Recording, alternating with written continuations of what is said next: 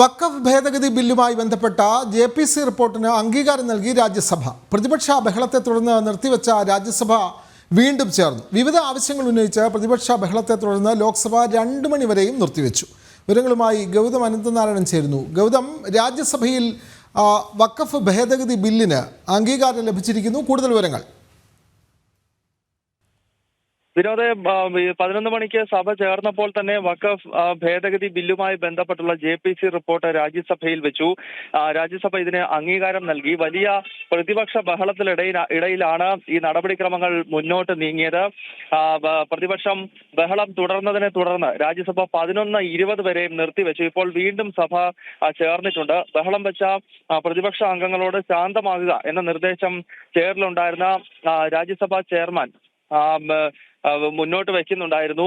ജഗദീപ് ധൻഖർ ഈ നിർദ്ദേശം മുന്നോട്ട് വെച്ചു. എന്നാൽ ഇതിനെ മറികടന്നുകൊണ്ടും ബഹളം തുടർന്ന പശ്ചാത്തലത്തിലാണ് കുറച്ചു സമയം രാജ്യസഭ നിർത്തിവെച്ചത്. ലോക്സഭയിലും ഇന്ന് പ്രതിപക്ഷം ഈ വഖഫ് ഭേദഗതി ബില്ലിനെതിരെയാണ് ബഹളം നടത്തിയത്. ഇതേ തുടർന്ന് 2 മണിവരെ നിലവിൽ ലോക്സഭാ നടപടിക്രമങ്ങൾ നിർത്തിവെച്ചിരിക്കുകയാണ്. ഇന്നിപ്പോൾ പാർലമെന്റിന്റെ ബജറ്റ് സമ്മേളനത്തിന്റെ ആദ്യഘട്ടം ഇന്നിപ്പോൾ അവസാനിക്കുകയാണ്.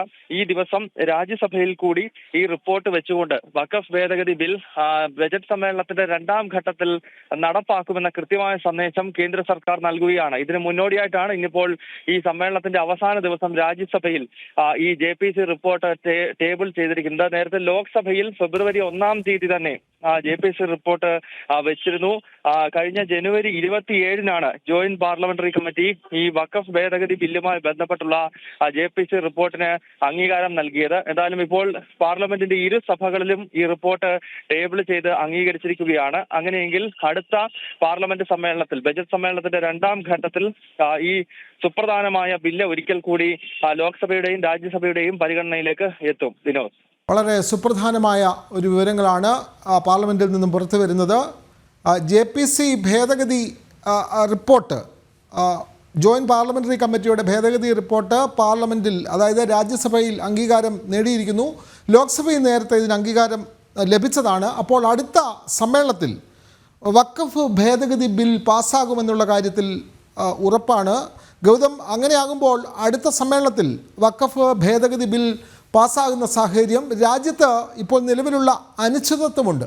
ഈ വഖഫിൻ്റെ അധികാരത്തെ സംബന്ധിച്ച നിരവധി പ്രശ്നങ്ങൾ നിരവധി സംസ്ഥാനങ്ങളിൽ ഈ വിഷയമുണ്ട്. കേരളം അടക്കമുള്ള സംസ്ഥാനങ്ങളിൽ ഈ അവർക്കുള്ള വഖഫിന് അല്ലെങ്കിൽ വഖഫ് ബോർഡിന് നിലവിലുള്ള അധികാരം വലിയ പ്രശ്നങ്ങൾ സൃഷ്ടിക്കുന്നുണ്ട്. അപ്പോഴാണ് ഈ ഭേദഗതി ബിൽ വരുന്നത്. ഈ ഭേദഗതി ബിൽ പാസ്സാകുന്നതോടുകൂടി ഈ രംഗത്ത് ഈ വഖഫ് ബോർഡിനുള്ള അധികാരം, അമിത അധികാരത്തെ സംബന്ധിച്ച പ്രശ്നങ്ങളെല്ലാം അതോടുകൂടി അവസാനിക്കുമെന്ന് കരുതാൻ കഴിയുമോ ഗൗതം?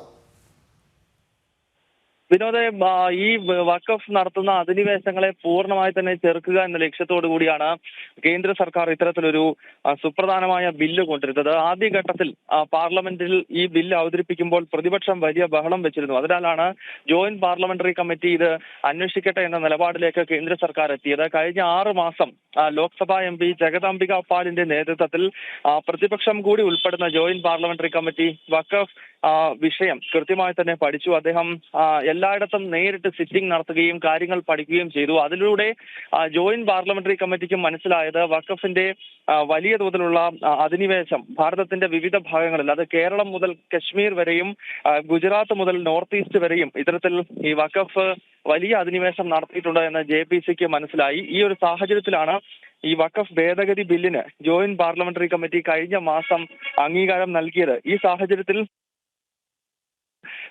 ഒരിക്കൽ കൂടി ശരിയാവുകയാണ്. കാരണം വഖഫിന്റെ ഈ അധിനിവേശത്തെ പ്രതിരോധിക്കാൻ സ്വാഭാവികമായും ഒരു ശക്തമായ നിയമം അനിവാര്യമാണ്. മുൻപ് കോൺഗ്രസ് അധികാരത്തിലിരിക്കുന്ന ഘട്ടത്തിൽ 93-ലും പിന്നീട് UPA സർക്കാരിന്റെ കാലത്തുമൊക്കെ വഖഫിന് അനാവശ്യമായ അധികാരങ്ങൾ നൽകുകയും അത് കൃത്യമായി ദുരുപയോഗപ്പെടുത്തിക്കൊണ്ട് ക്ഷേത്രങ്ങളുടെയും ക്രൈസ്തവ ദേവാലയങ്ങളുടെയും ഭൂമി വരെ തങ്ങളുടേതെന്ന് അവകാശപ്പെട്ട് അത് തട്ടിയെടുക്കുകയും ഒക്കെ ചെയ്ത സംഭവങ്ങളുണ്ടായി. ഈ സാഹചര്യത്തിൽ ഇത്തരമൊരു ബില്ല് അനിവാര്യമാണെന്ന വികാരം രാജ്യത്തെ ജനങ്ങൾക്കിടയിലും വളരെ ശക്തമാണ്. അതിനാൽ കേന്ദ്ര സർക്കാർ ഈ നീക്കവുമായി മുന്നോട്ട് പോകും എന്ന കാര്യത്തിൽ സംശയമില്ല. അതെ, വഖഫ് ഭേദഗതി ബില്ലുമായി സർക്കാർ മുമ്പോട്ട് പോവുകയാണ്. അതിൻ്റെ ഭാഗമായാണ് JPC ഭേദഗതി റിപ്പോർട്ട് ഇന്ന് രാജ്യസഭയിൽ അംഗീകരിച്ചിരിക്കുന്നത്. നേരത്തെ തന്നെ ഇത് Lok Sabha അംഗീകരിച്ചിരുന്നു.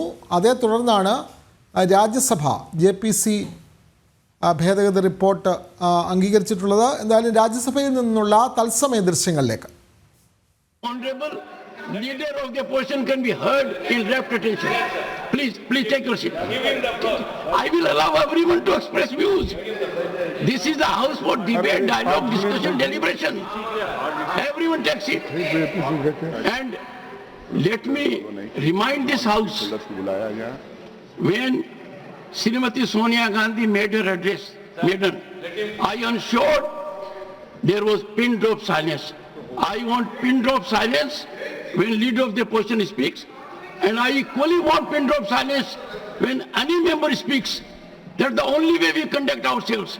So my prayer to you is, I will allow members to express themselves on two conditions. One, they have to speak from their seat, and number two, the house has to be in order.